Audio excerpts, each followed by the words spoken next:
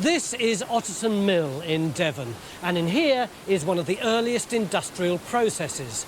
This water turns this wheel,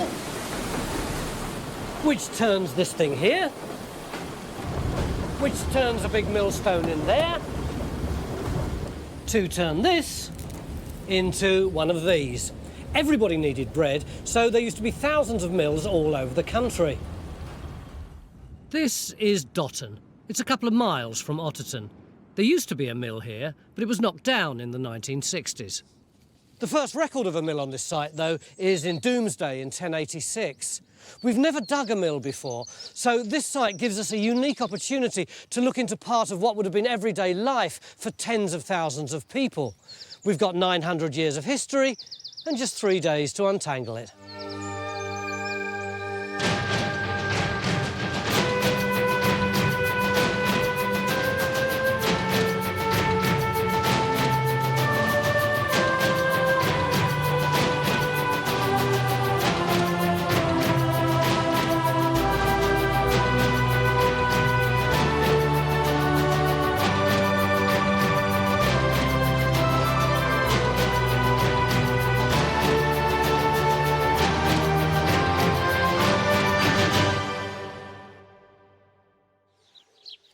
What is it that you find so exciting about mills?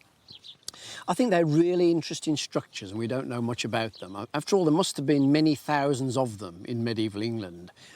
And almost every community would have had one because it made grinding the corn, preparing the bread and everything that much easier.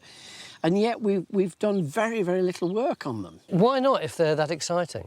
I think it's because of the way archaeologists work. You know, they're either working with sites that are going to be redeveloped, and they don't often seem to involve mills, or they're too small, really, to be part of big research projects that might get the money which archaeologists then spend 3 or 4 years digging.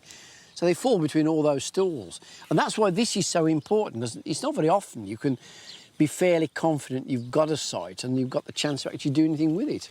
I mean, I think the way to think of it is you are grinding corn by hand with stones. This is pretty well the first process where you harness a different sort of energy, i.e. water power, to alleviate all that work. So it's an industrial revolution in one sense. This was the last mill building in Dotton. It was knocked down in the 1960s. We're looking for a date for when this building was put up and any sign of anything that may have come before it. There was a mill listed as being in Dotton in Domesday in 1086. But the big question is, has the mill always been in the same place? There are 3 main areas that hopefully will provide some answers in the form of dates. The water wheel would have sat in a deep pit. We'll look at how that was built. Inside was a gear pit to hold the gearing. We'll also try to find that.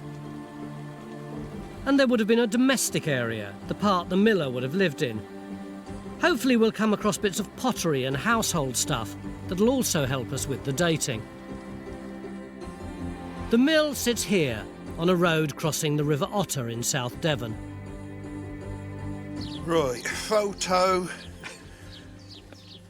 bank. Bank's over there, bank's there. But first, Phil has got to work out where to dig. Shall we help you a bit? No, well, no. Look, presumably we're on a wheel pit, don't we? Yeah, wheel pit there, but this photograph was taken from that field over there, looking this That way. Yeah. Ah! That, you got it? So this building has actually been mapped for 100 and odd years. Its physical presence is well documented.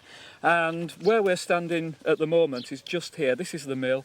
The mill was in this area here, coming down here, and at the bottom of it is the wheel somewhere in this position at the end of this leat that comes down here. That's what we want, isn't it, Martin? Yeah, the wheel pit. I think the wheel pit would be the best feature to go for straight away, because it'll be a big feature under the ground and will delineate the sort of at the end of the building. Well, I mean, it's on the That's map. where we should start doing the radar. Start the radar here, yeah, Look, and we spread out from here. don't need it. No, you do. You may have good map evidence. We all know what Stuart's maps are like. But no, more importantly, Phil, It's the first time we've done a mill. We've not done geophysics or radar over a mill. It's important that we collect that data as a future reference. John, we're not here for your groundbreaking geophysics. We're here to do a site. It's the way it should be done professionally. Look, we know where it is. It will take us 5 minutes to do it. I've heard that before. Over here, Stuart. Yeah, start here, Jimmy. True to his word, within minutes, John's got something for Phil to look at. That's where we reckon the wheel pit is. Then you see all these reflections going down. Those are actually within the mill building. And this is still inside the building, but suggesting we've got internal divisions. So you can start. I mean, that's been worth doing it. Yeah, well, that's it. And it didn't take any more than 5 minutes. Happy now, Phil makes a start. One more scrape and you think you might see a wall. And nothing happens. Yeah, And you think, keep oh well, going. one more scrape and there might be a wall. Dirty, though, isn't It is getting dirtier. Well, one more scrape later. Ah, no, what's that? That's in situ, isn't it, Phil? That is in situ. That's in Oh, situ. that's good. Look at that. Yeah. Nice load of bricks, yeah. Going straight down there, look. Right. So that's one side there.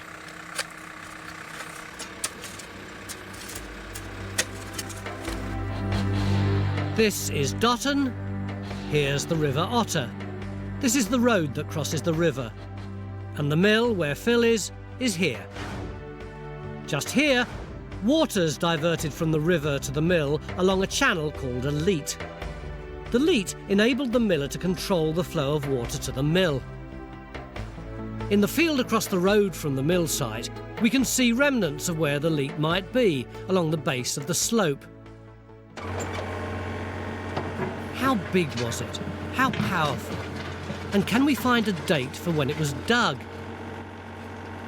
Helen opens a trench across it. The mill building is really two buildings in one.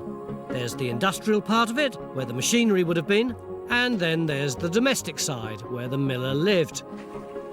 Using radar, John and his team have been trying to locate that end of the building. They think they've found it. So we open a trench just across here. Naomi's hoping to find more personal stuff here. Pottery and domestic material, which will give us some dates. All morning, we've been busy looking for the wheel pit. But what might it have looked like? What a cracking little graphic. I mean, presumably this is actually telling me how my water wheel works. It is, Phil. There's 4 different types. I mean, how do they differ in terms of design and efficiency? Well, it's all about where the water's hitting the paddles. So with the overshot and the breast shot, the water's hitting the paddles high up the wheel.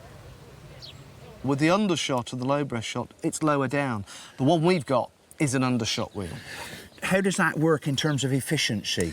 It's the least efficient of the wheels we've got here. Typical. Sorry. I get a duff mill, don't I? Yes. Well, not really. This is an older type of technology for a water wheel. I noticed that here you've got this sort of little mini weir effect right underneath the wheel. Yeah, it's actually in the wheel pit itself, and what that is doing is it's creating a little dam of water which gives you an added power to the water wheel. So as the water's coming down the leat, it just gets to that edge and it tips over Yeah. and it spins up the wheel. So although it's inefficient, it's not as inefficient as it might be.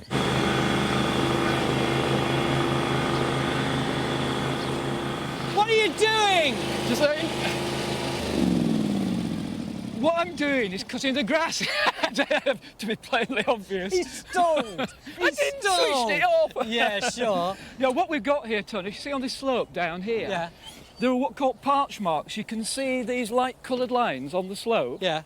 Well, these parch marks are where there might be buried walls under the ground. It's slightly dry across this stone, so they start to stand out. But this area's got longer grass in it, so I'm just simply cutting it so we can see it better.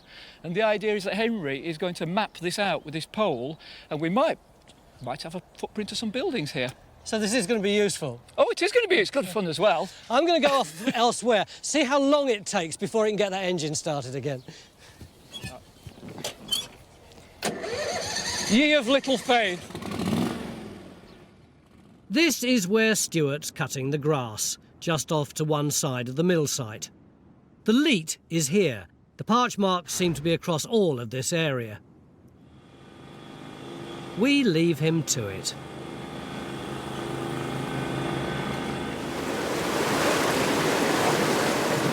Mills were really a very early device for saving labour.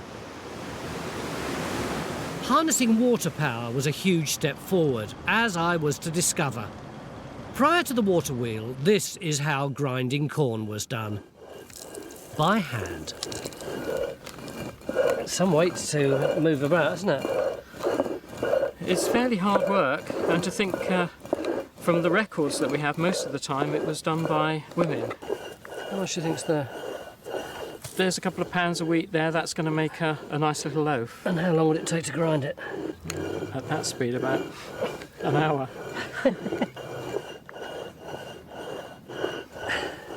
It's one of those jobs that actually isn't too bad when you start, but after you've been doing a few minutes, it really pulls in your back. And that hurts quite a bit there. I'm sort of a funny angle, really. Matt, could you give me a hand? Could you just hold that for a while? Sure. Excellent. Yeah, okay. Put the corn in there. Where are you going? About half an hour, Matt.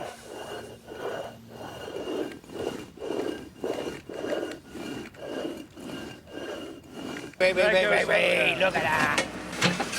In Phil's trench, we're coming across lots of bricks. And there's also a lot of metalwork that Phil doesn't recognise.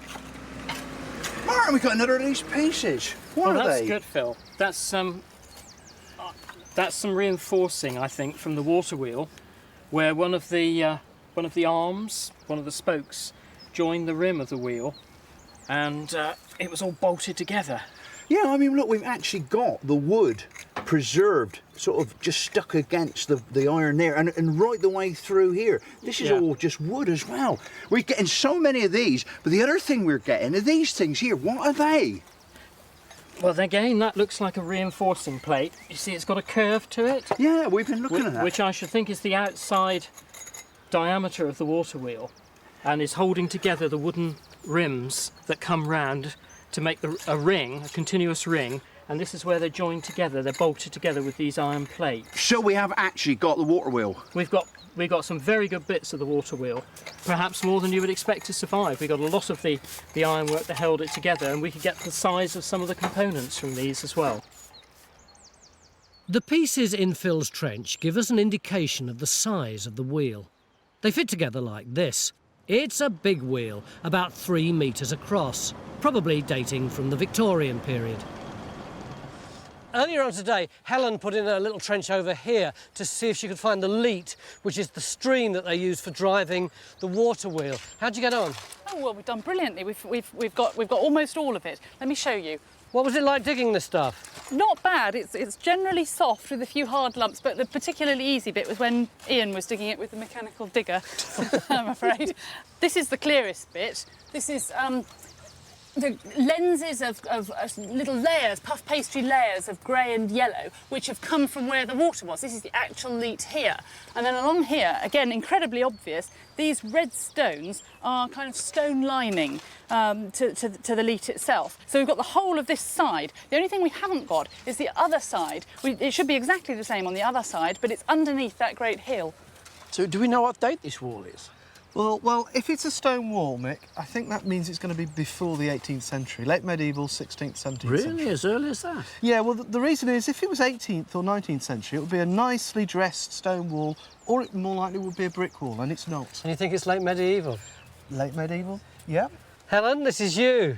Late medieval. It's brilliant, isn't it? It's exactly what we wanted. End of day one and we're halfway to doomsday. The leat looked like this. It was quite shallow and wide, about 2 metres across. It had 2 edges made of stone. These edges place it in the medieval period. We've got the leat. The work of this trench is now done. So we can now say it goes across here to Phil's trench, where it should join the wheel pit, if we have that. Phil, you got anything in your trench? Of course I have. Got the wheel pit. This is the wheel pit. a lot of that's actually filled in, but we have got to the bottom of the wheel pit. And look at this. This brick wall is actually made out of recent bricks. They're frogged. Look, there's the imprint of the frogs. Yeah. But what we have got is the pivot point for the wheel. So the actual wheel would have pivoted on that point there. I mean, that is really good because it'll give us an opportunity to reconstruct just how big this thing was. So this whole thing here, that is all the wheel pit? That is the wheel pit. It's a hell of a size wheel, isn't it? Well, that's right. But you see, what we want to do is if we can get over there, yeah. that wall is a totally different build to this. I reckon that wall's a lot earlier. What we've got to do is get over there and have a look at it. Go on then. Just in front of you there, Henry, there's a parch mark there. With the grass now shorter, Stuart's got a better view of the parch marks. He and Henry plot them out. And it's beginning to make interesting viewing. A rather good day, I think. We've got the mill over there, we've got the leat over there. Yeah, and we've got some intriguing parch marks over here. Are those parch marks working out all right for you? Well, they are, because they seem to match up with an 1842 tithe map that we've got that shows buildings on this slope over here. So they're sitting above the leat here. So, yeah, I think we've got buildings on there. And the geophysics gives us a really good plan of those buildings. Why are we getting excited about another building? We've already got the mill over there. Well, we've got a building shown here on the map that makes use of the slope of the ground, the natural slope of the ground, and comes down to the mill stream. So are we looking at another mill? Another mill? Well, in my experience, it's quite usual to have the crossing point on the downstream side of the mill, which would fit the bill very nicely in this case. So we came for one mill. Maybe we've got two. Who knows? Maybe we'll even get three. Well, that'd be good, wouldn't it? But we won't know till tomorrow. No. Join a thriving worldwide community of Time Team fans on Patreon. Our new target is to reach 15,000 worldwide supporters on Patreon by the end of 2025. This will enable us to continue expanding the Time Team world with more digs and greater access than ever before.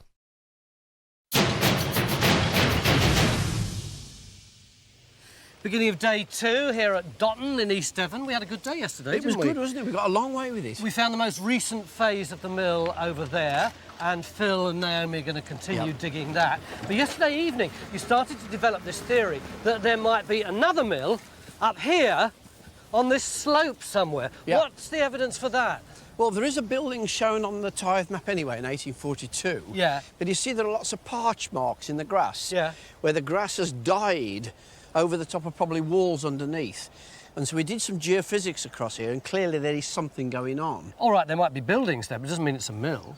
Well, it's an odd place to put a house or farm buildings. You imagine it'd be just stepped all the way up this slope. It'd be very inconvenient. So why would it be a good place to put a mill? Well, let me show you on a diagram, look. We've got the leat at the bottom of the slope. We've then got the rise up of the ground. And if you build a mill across that slope like that, there are certain advantages. You can have the mill wheel in the pit like that and driving the mill machinery, but you can actually bring the corn in at the top level, straight into the top of the building. But it is still only a theory. Yeah, it needs testing. How do we test it? I think what we do is we dig a trench from where the leat is at the bottom of this slope up into the crop marks where the geophysics depicts stuff. If we find a wheel pit down there, we'll know we're right and there was a mill. But if it goes straight into buildings, we'll know that it was a bad idea and there wasn't a mill here. So it should be quite easy to test. This new trench is just here, across the leat and on the edge of a building that shows up both in the parch marks and on a 19th century map. If we find a wheel pit, we've got another mill. If so, the chances are it will be earlier than the one in Phil's trench. On the main site, we've got 2 trenches going. In the domestic area, we've got several internal walls. At one end, we're going deeper down the outside of the building. At the other end of the building, Phil's also getting a lot deeper. This photograph of the mill is helping us make sense of the archaeology. We are standing about here, but at a higher level. Right. And you see, if you look across here, here's the axle of the main wheel, and you can see that that is at ground level, which would actually slot into that sort of indentation in the brickwork. Yeah. Now, if you carry that across then that goes into that wall there, which is going to be our wall across there. That's behind the planks on the left-hand side there. That's right. If you compare the level at which this wheel axle goes across and the level of the windows, which are right up here. So these are right up across here then, That's the windows, right. aren't they? So in other words, that does suggest that your floor level is going to have to be down here, which suggests that underneath here, just as was picked up on the geophysics, there is actually an underground room, if you like, where the mill equipment would have been, which is going to be underneath there. Yeah, yeah. So does that sound feasible to you, Mike? Yeah, I think that's very good, Mick. But what I think we need to do first is we need to get into the wheel pit and pull it back further towards the road. Why do we need to do that? Well, I think what we should be looking for in the wheel pit is a little rise, a little kick up at the back of the bottom of the wheel pit. What do you mean? Well, we're looking for a mini dam, perhaps a foot, 2 feet high, which would increase the headwater and efficiency of the water wheel. So that as the water comes in, it's a little bit higher than the bottom of the wheel, in fact. Now, if we can find that, that'll give us not only what kind of wheel we've got in detail, but also I think it'll help us a bit about the date. So what date would that sort of structure indicate? Well, it oughtn't to be any earlier than the 16th century. Right. Just a couple of miles away is Dotton Mill. It's still a working mill, grinding corn once a week. It's interesting. It shows me just how much this process changed people's lives. Martin said he reckoned it would take us about half an hour to grind this little lot up by hand. In fact, Matt did it and it took him 2 hours. Oh dear. How long do you reckon it would have taken at a water mill? A couple of minutes in a mill like this. How does it work, Martin? Well, the water wheel's mounted on a central shaft or axle which goes through the wall into the mill, and that takes the power right through into the part where you need it to drive the millstone. Here? Yeah.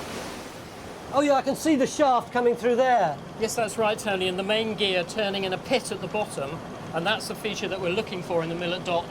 So the gear going that way then transfers into this one and the power goes up there? That's right, and this is driving the millstones which are on the floor above. So the power comes up through to here? Yes, it does. It's turning the top millstone, that's turned from below, and then you can see the hopper over the millstones where the grain is being fed by gravity down into a hole through the top millstone. And what happens to the corn once it's ground? Well, it comes out inside the case, and then there's only one place for it to go, and that's down the spout to the floor below. So we have to go back down again? We do indeed, yeah. You keep fitting a mill. Oh, and here's the finished product coming down this chute. Yeah. How long do you think it would take to fill up that sack? Apparently it takes about a quarter of an hour. It's beautiful, isn't it? Back on site, our search for what might be an earlier mill isn't going well. Helen and Bridge have found very little, really. There are some pieces of pot, but it all looks like a rubbish dump to them. Even that, though, isn't simple. It'd be nice to know if we're looking at an area where there is possibly earlier material floating about, rather than this being the early features. Yeah, I'd like to know if this is a primary rubbish dump or somebody's just clearing another rubbish dump in a secondary way into something else. If there is an earlier mill in this field, it has to be against the edge of the leat. So we geophys along the leat to see if we can pick up any structures, just to check it out. In his trench, Phil's got another wall. Is that it? I think it might be, Phil. Oh, look. Good. Yeah. Oh, brilliant. Stone of crows. That's following the shape of the water wheel. Oh, We've done it. yeah, there's a wall, there's a great wall there. It's a fresh shot. That's the where it comes in at a higher level. Comes in at a higher level, either at the top or sort of halfway down the wheel. Well, you was vindicated. Strip that back a little bit, you said. I want to see that. I did. You I said did. it was critical. I did, and it is. This wall's the same height as the wall to the side, which means that Mike's original thought was wrong. This isn't an undershot wheel like this. It's a breast shot one, like this. A much more efficient system. Off to one side of the wheel pit, we've come across a large piece of stone. Phil and I have a look at it. I mean, where should the middle be? In there somewhere. We're practically up to the cameraman's waist in debris. It is curving. It's definitely curving all the way around, isn't it? But there's no hole in the middle. Ah. What's that? Is that something in the middle? A hole. A hole in the middle. What is round in a mill with a hole in the middle? A polo. Oh, you mean this whole thing is the hole? So it's been blocked up? Wow. I mean, that's hollow. It's a puzzle, isn't it, Mike? It's I wonder if we should be taking the machine to clear the top off here so we can get a really good look, Phil. I think you're actually probably right. Right, to be continued. In the domestic part of the building, we've been looking for household items that might give us some dates. And sure enough, we've got a collection of them. So this is the stuff from this trench here. Right. And really, we want your opinion on the dates, John, if you can. This, for instance, Staffordshire pottery of the early 19th century, or these white earthenwares. Right. There's another example there. So that's all going with the life of the mill in the 19th century, and basically. this is very probably from Bridgewater, these red earthenware tiles, you know, from your Somerset days. Yeah. So we've got a little pile of things developing here. These ran right through the 18th century, could well be earlier than that. But as we get down this end of the tray, there are earlier things. This is trailed slipware of the first half of the 18th century. And this last piece I ended up with it. Now that is a cut edge, isn't it? It's a bit of modern glass, though, isn't it? It's not. That actually is early window glass. And this is from a diamond pane, 17th, probably beginning of the 18th century, but it's actually earlier than it looks. Right. What about that piece? That piece came from much lower down in that, trench there. That's good, because this is earlier. Lead-glazed earthenwares of the late 16th and early 17th century. And the typical thing about them is they look dull. At this sort of period, most of the pottery is unornamented. But it's back as far as 1600, so that at least there's indications that we might have stuff on the site back as far as that. That's right. Yeah, that's good. Great. The finds are also taking us back to the 1600s, just like the date of the leat. But the earliest mention of a mill at Dotton was in here, in the Domesday book. It's an invaluable record of England in 1086. It lists all the land and livestock and was drawn up to enable William the Conqueror to collect his dues in the form of taxes. What does it say, though, about Dotton? It tells us that the area paid tax for 1 vergate of land and 3 furlongs. I'm not even going to ask you what a vergate is. Let's move on. It's just a very small area. OK. Very small area. And there was land for 2 ploughs with 1.5 ploughs there. How can you have half a plough? They quite possibly were using half a plough of somebody else's, so borrowing a plough, and therefore it added up to half a plough. And a slave. And a slave. Yeah. But also there was the mill, which paid 5 shillings. Tax. That's right. And the whole area was actually valued at 7 shillings. You've got Dotton Mill here, which is worth 5 bob, and then you've got all this land round here, and that's only worth another 2 bob. Yes, so the mill is actually the most valuable bit of this land unit. Phil now has his millstone. And it's a beauty. But can Martin date it? It looks to me as though there might be 3 or 4 grooves coming off of the central hole here? there.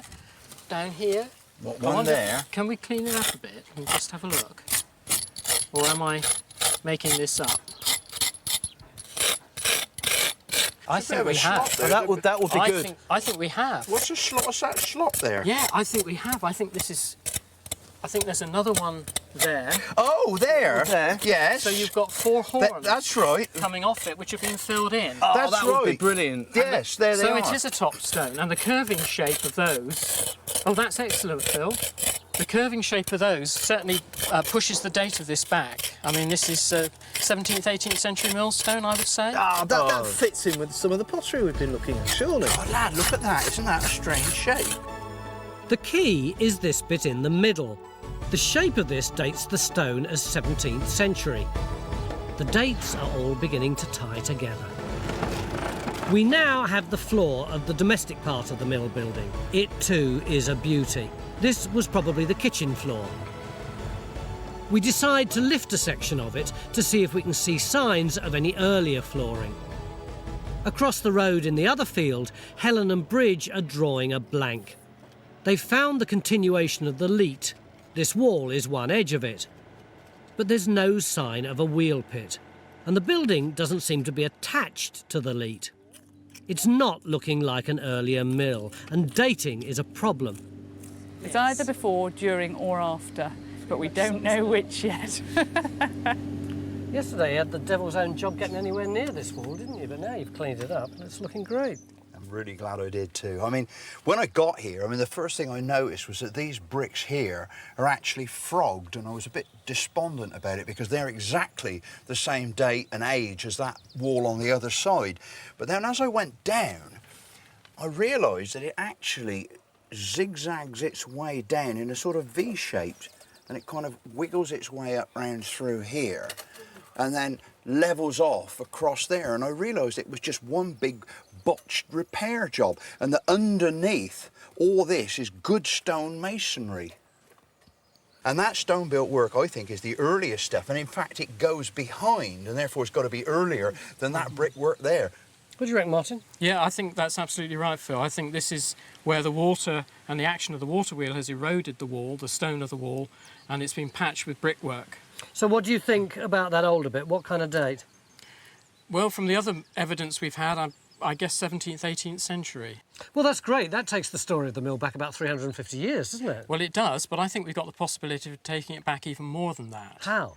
Well, if we can have a look underneath the floor of this wheel pit, there may be some evidence under there of earlier structures, because this leat and this watercourse has been in use for a long time. You see, down here, I've already had a bit of a poke round. This hole here has actually been made by the wheel, and look, you can actually see, look. Oh, wow. Oh, it's a big piece of wood. That is interesting, isn't it? Didn't expect that. Well, that gives them something to chase tomorrow, doesn't it? It does indeed.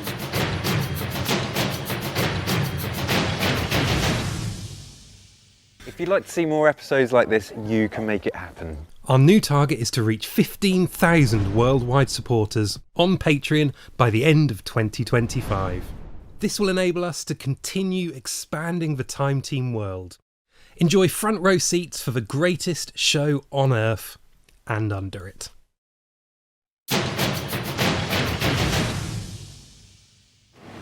It's day 3 in our search for an early mill in Dotton in Devon. At the end of yesterday, Phil found an intriguing piece of wood. Oh, wow. That is interesting, isn't it? Didn't expect that. But what is this? This is a piece of the water wheel. It's the rim. How do you know that? Well, look, you've got a really nice curve there, and we've got a lump of wood here, which I think is part of the base of a paddle. And what are these lumpy bits? Well, we've got bits of pins for holding the paddles in place. But do you know that the water wheel would have looked like that? I do, because we've got this really nice late 19th century photograph. That's cheating. Which shows us the rim of the water wheel. So this actually is part of that? That wheel is a fragment there. Late 19th century? Late 19th century, judging by the guy with the flat cap.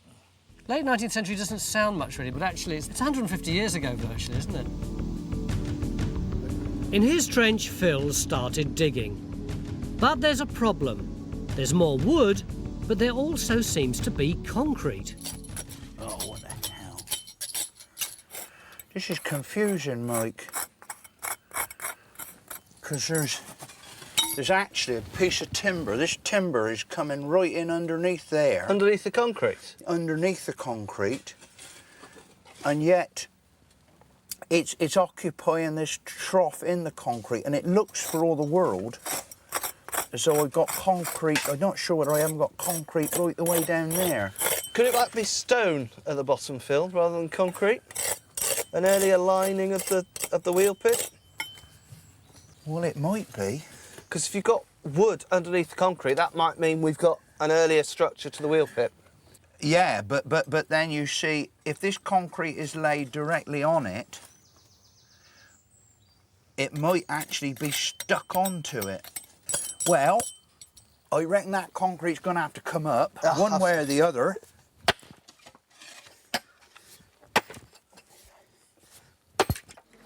At the other end of the mill building, we've already gone through the floor of the domestic area, but there's nothing datable and no other features.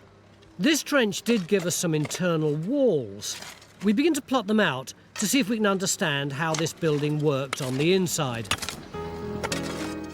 The last mill on this site was knocked down only 30 years ago, so there are quite a few people still around who remember it. They saw it at work. I can remember it, you know, the old mill with the flour. All the farmers, the tenant farmers, brought their corn there. Reg can remember the mill working. Yeah, when I worked on the farm up there, the farmer used to have to grind the mill during the war for the farmers. I remember coming over to the mill with my grandfather in his pony and trap and bringing corn and fetching flour and stuff like that. What was the miller like? Well, he was a little short chap, and he was always covered in white flour. He really was a dusty miller? Yeah, yeah, he was. You've done your family research, right? That's right. And this lady's family worked in the mill in the 1840s. My great-great-great-grandfather, he was miller here for 50 years. His name was Joel Roger Carter. This is his daughter, his middle daughter, Anna, and she's my great-great-grandmother. She was born at Dotton Mill. Joel Carter, the miller, he was quite a musician.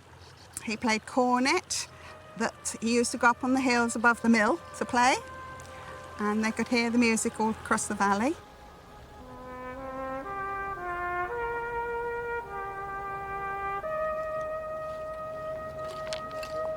For a couple of days, Stuart's been looking at likely places for other mills across the whole site. It's becoming increasingly clear that there's only really one place the mill could have been. What you need to be able to do is manage the flow of water very, very carefully. And what they've done here at Dottton is to manage the river in a very specific way by building a weir across the river here, which then allows the water to flow down a leat in a ditch. They dig a ditch down here, the water flows down it, turns the mill wheel, and then the water just flows back into the river down here. And one thing to point out is the road, which I think has got forgotten in all the search that we've got. When you say the road, that's our little country lane. That's it. It's absolutely critical to the siting. Yeah. It's the only crossing of this valley in the parish. What you need with a mill is not only the water to turn the wheel, but you also need to deliver the corn to grind, and you need to take the flour away. So the conditions are absolutely perfect for the mill just at that point. So does that mean that where Dotton Mill is now is the prime site for a mill and no one would have built one anywhere else? I think that's exactly the case. I firmly believe that under the mill that Phil's digging will be evidence of the earliest mill on the site. It's in exactly the position it ought to be efficient. In the field across the lane, Helen's search for an earlier mill has come to an end. She was looking for signs of a wheel pit, but there isn't one. She's now found most of the leat running from Phil's trench across the field she's been working in. But there's no sign of any building that might be a mill, and no sign of any structure other than what was probably a house. We've opened 2 holes in it, looking for an earlier mill on this site, and I think what we have shown is that we haven't found a mill, and there's no need for a mill in this field. Everything connected with the leat is going over to that one. Well, that's really important, isn't it? Because up until now we've had circumstantial evidence that there's only been one site for a mill here because that's the best site that there could possibly be. Now the archaeology is confirming it. Absolutely, it certainly is here. Yes, this is all leat connected with that mill. In fact, the leat turns out to be the key to dating the site of the earliest mill. Analysing the various maps, we realise that the key map is that of the parish. This is the parish boundary. On this side, the parish boundary is the leat. As the leat's man-made and doesn't follow any natural feature, this means that the leat must have been here when the parish boundary was laid out. and that pushes it and the mill right into the 10th or 11th century, before Domesday. Back at the main site, just off to the side of where Phil's digging, we've found a second millstone. But the quality of this stone's very poor. It's such rubbish stone, isn't it? Well, it is. When you think we're in a county with Dartmoor granite, with ports that you can bring stone in from the French basin, Forest of Dean's not far away, what are they doing using rubbish like that? It's a new red sandstone sort of conglomerate type. Yeah. And it's very unusual. In fact, it's the first one I've ever seen in Devon. But they would have had grit in their grain, wouldn't they, if they'd have used that? Well, they would, but I suspect it was used, at least latterly, for grinding animal feed with. Ah, right. So it wouldn't have mattered quite Yeah. so much, or maybe coarse grinding of some sort.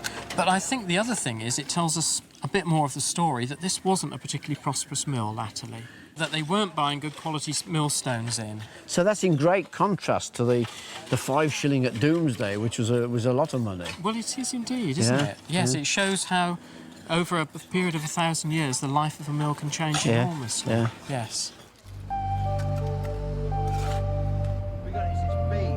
Phil's trying to analyse what's going on with the layers he's finding in his trench.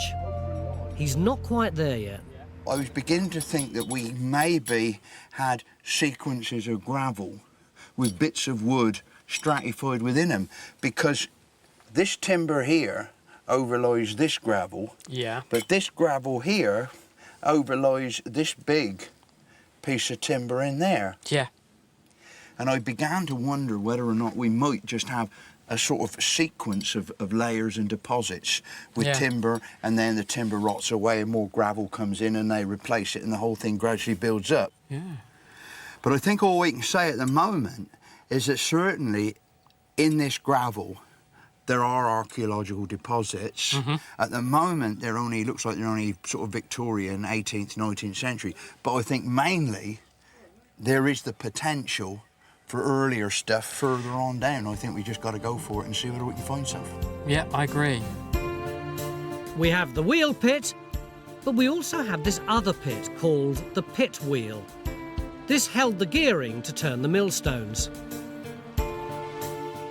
We do have rather a deep hole where the pit should be. Stone of crows.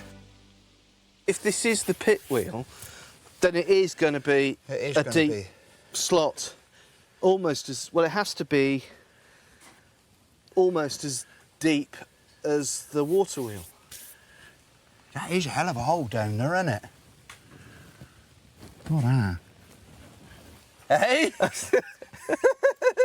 And there's also this big metal lump here. It do, done it. I mean, do you want to see if we can get this out? I think we should go for it, yeah.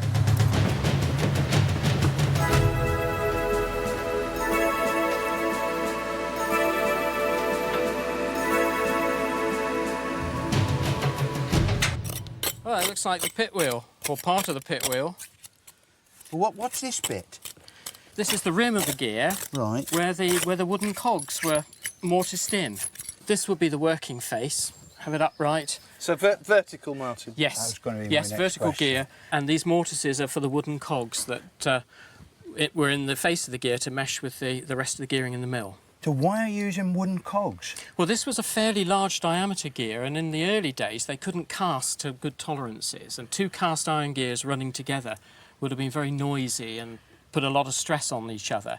So the larger gears were often made with mortises cast in them to put wooden cogs in, which were all paired and prepared by hand, and it made for much quieter and safer running. The cog in the centre is the piece of gear we've now found. This linked the water wheel to the millstones. It was a key part of the mill equipment. We've now plotted the internal walls of the building and have a good idea of how the inside of the last mill building on the site worked. It's a lovely looking mill you got. It's terrific, isn't it? And we've got this wonderful exterior water wheel, and all the power that's going on there is coming into the this end of the mill. Well, we've got all the mill machinery with up there on the first floor, the millstones grinding away. And then over there, at that end, we've got the domestic building. Can I have a look inside? Why don't we? Go on then.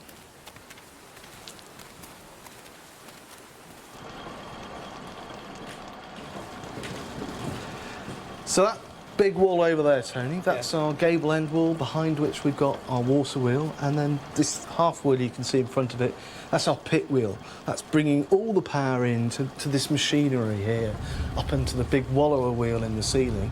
And above us we've got the grinding stones. The millstones working away, that's the noise we can hear. And then small window, storage beneath it, and big window, lots of panes, and the miller's desk beneath that.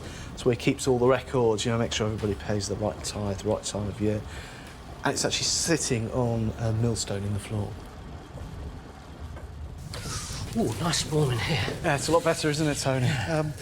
That's because this is the heart of the house. So we've got over there. We've got the table, dining table with the bench in front of it, and we've got the big dresser there with all the sort of pewter and earthenware cups and bowls and stuff. But the real heart of the room and the house is the range over there. Yeah. Yeah, big copper kettle, water boiling all the time, and then above it we've got pots and pans and all sorts of stuff. And this is the heart of the house. It's really cosy, isn't it? It is, isn't it? The last building on this site seems to have been put up in the 18th century. Our earlier walls and the millstones date from the late 17th century. But the finds take us further back to the early 1600s.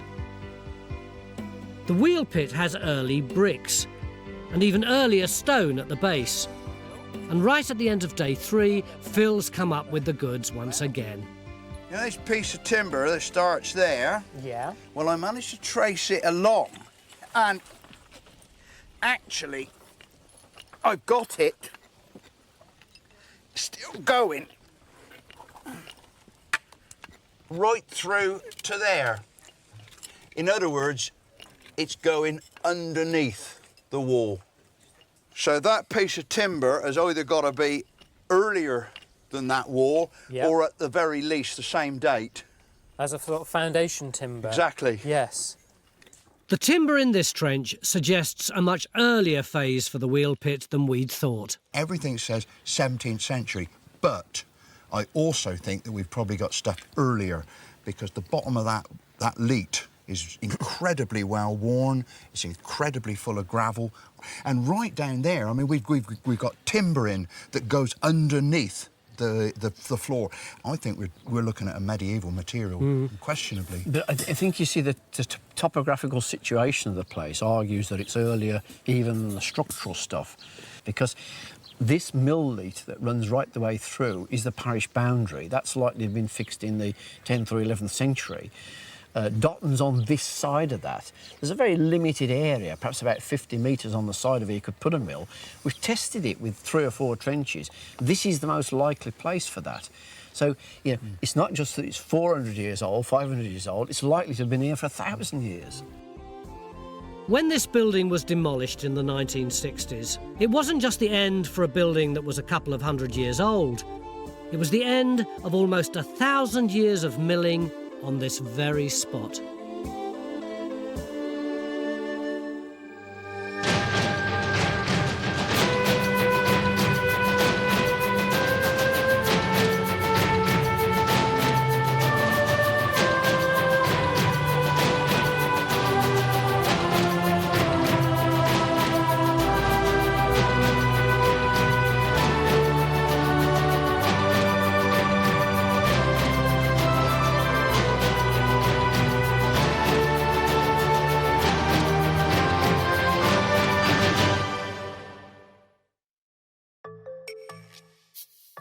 Join Time Team on Patreon to access exclusive 3D models, masterclasses and behind-the-scenes insights.